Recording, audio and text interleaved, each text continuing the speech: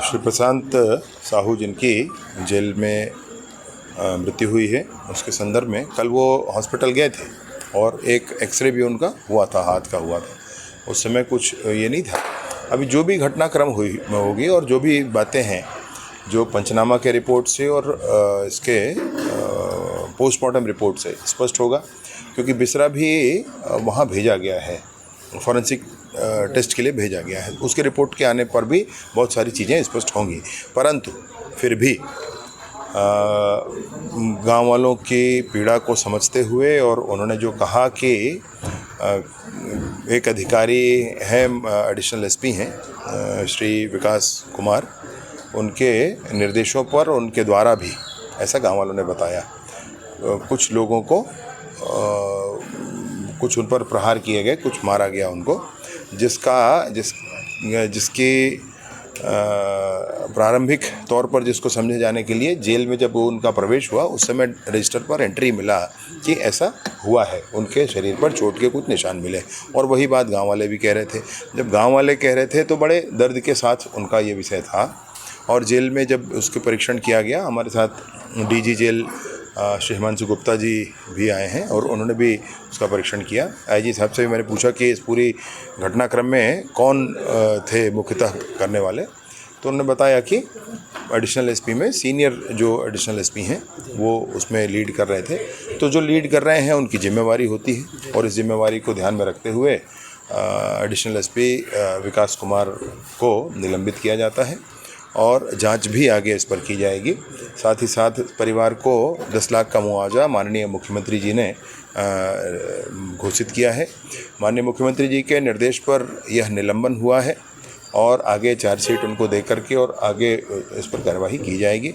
साथ ही साथ परिवारजन इनके अंत्येष्टि में सम्मिलित हो सकें, इस बात की पूरी चिंता की जाएगी और इस परिवारजन इसमें सम्मिलित होंगे ही होंगे।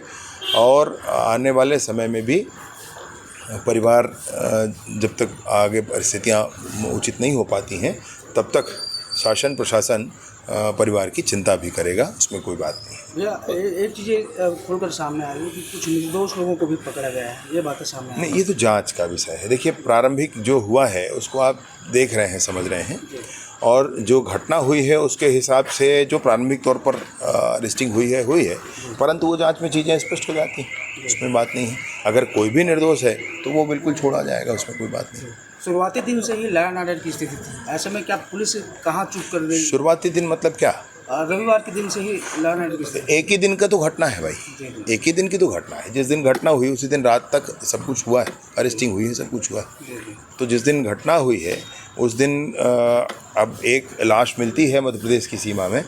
अब उसमें क्या स्थिति परिस्थिति है वो समझने का विषय है, वो और बात बाद में स्पष्ट होगी। पोस्टमार्टम रिपोर्ट तो आ गया है, परंतु फिर भी अन्य चीज़ें और स्पष्ट होना उसमें शेष हैं।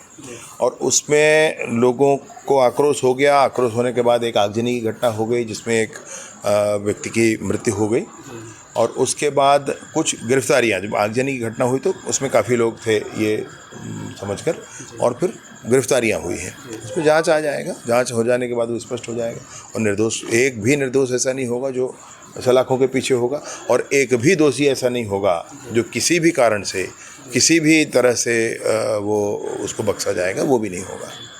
ग्राउंड रिपोर्ट भी हमने किया भैया, कुछ बीमार लोग भी पकड़े गए हैं, तो उनको जो है दवा की बहुत आवश्यकता हो सकता है। नहीं, मैं आप इन्हीं के बारे में बता रहा हूँ कि प्रतिदिन इन लोगों को यहाँ पर लाकर भी जांच कराया जा रहा है। यहाँ से हॉस्पिटल में डॉक्टर्स भी जाकर जांच कर रहे हैं। डॉक्टर से मैंने खुद भी बात की है, तो वो जा रहे हैं, जांच कर रहे हैं।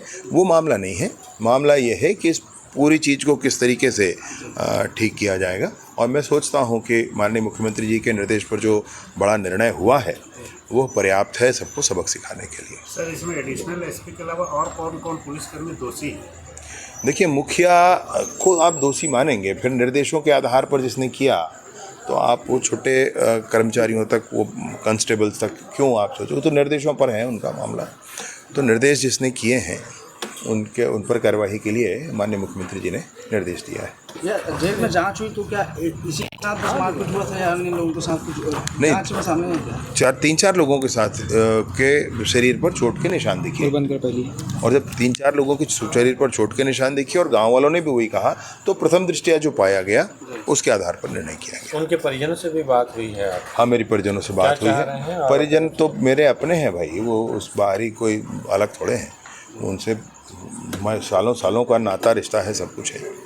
तो उन्होंने बहुत सामान्य बातें कही, उनको तो खैर मुआवजे से भी लेन देन नहीं है। उन्होंने कही कि भाई हमारे घर परिवार वाले अंत्येष्टि में सम्मिलित हो सकें, तो निसंदेह होंगे ही सम्मिलित। और बाकी फिर मैंने बताया कि माननीय मुख्यमंत्री जी का ऐसा इसमें निर्देश हुआ है, और मुआवजे का भी विषय है, जांच का भी विषय है, निलंबन का भी विषय है, तो इससे उनके मन में संतुष्टि हुई है। इस पूरे घटनाक्रम में भी एक चीज़ सामने आ रही है कि लंबे अरसे से वहाँ पर विवाद की स्थिति बना था गाँव में। देखिए, घटना हो जाती है, बहुत सारे जगहों पर विवाद होता है, बहुत सारी घटनाएं दुनिया में होती। मसला ये है कि पुलिस का एक्शन ठीक होना चाहिए, और अभी गिरफ्तारियां तो हुई हैं, परंतु जो एक और एक्शन दर्ज जो गांव का समझ में आ रहा है, उसके आधार पर माननीय मुख्यमंत्री जी ने निर्णय लिया है। इसमें जेल प्रशासन कितना दोषी, लापरवाही बरतने में इलाज को लेकर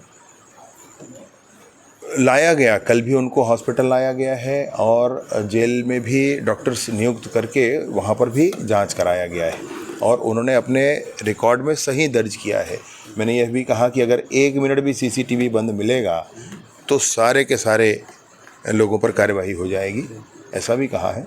परंतु दुर्ग के भी जेलर साहब को बुला करके यहाँ अलग से तुरंत में ही उसको प्रारंभिक उसमें जाँच कराई गई, और उसमें कोई भी ऐसी स्थिति नहीं मिली है। जेल दाखिले से पहले सभी आरोपियों को मेडिकल कराया गया? नहीं, वो तो होता ही है, वो प्रक्रिया